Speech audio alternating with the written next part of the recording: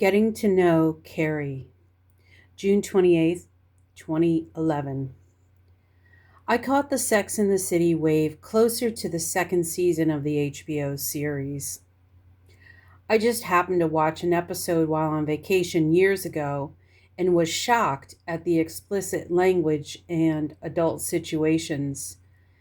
It certainly got my attention because it seemed like the first time a drama captured the realistic girlfriend conversations and idiosyncrasies of female friendships. Since I did not have access to extended cable programming at home, it was a while before I was able to watch Sex and the City on a regular basis. I made it my mission to collect the entire series over the years.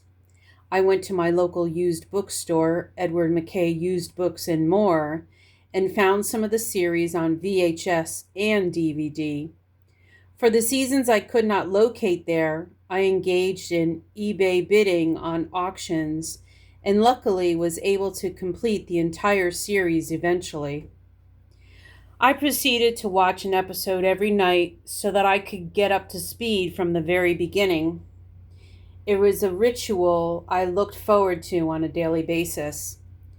During the course of this mission, Sex and the City began in syndication and ran late at night, so most nights I got a double dose of this enjoyable series. By the time the first Sex and the City movie came out, I watched the entire series at least 3 times. What was so intriguing, you may ask? Well, in addition to the real language and situations, it was the characters of Carrie, Samantha, Miranda, and Charlotte I admired. I admired the fashionable, freely expressive Carrie, who had the perfect profession of free-spirited writer.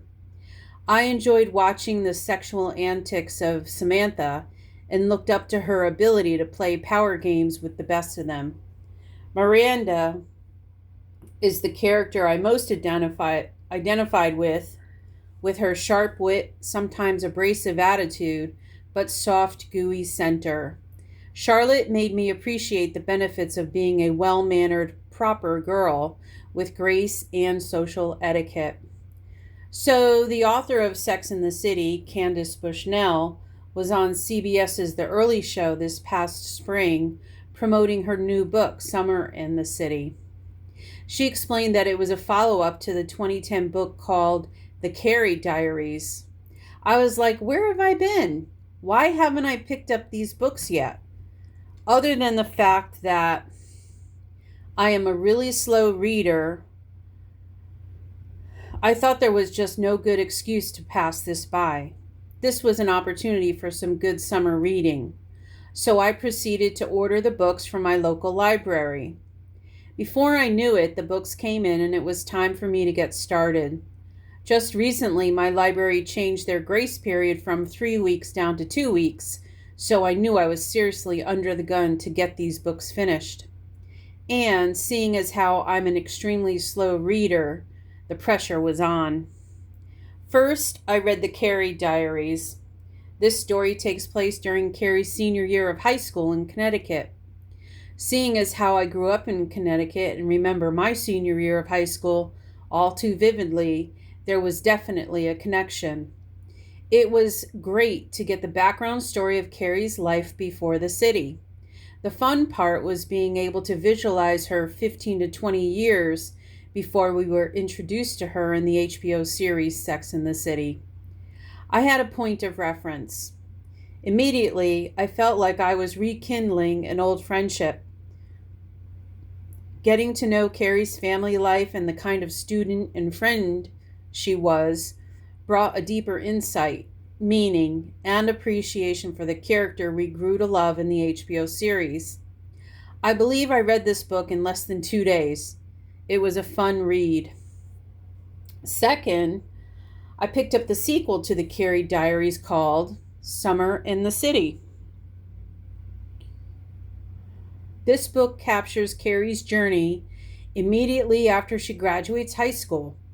We are introduced to Samantha, Miranda, and at the very end, Charlotte, It is fun being able to use your point of reference from watching these characters on television and then being able to visualize the younger version of each character.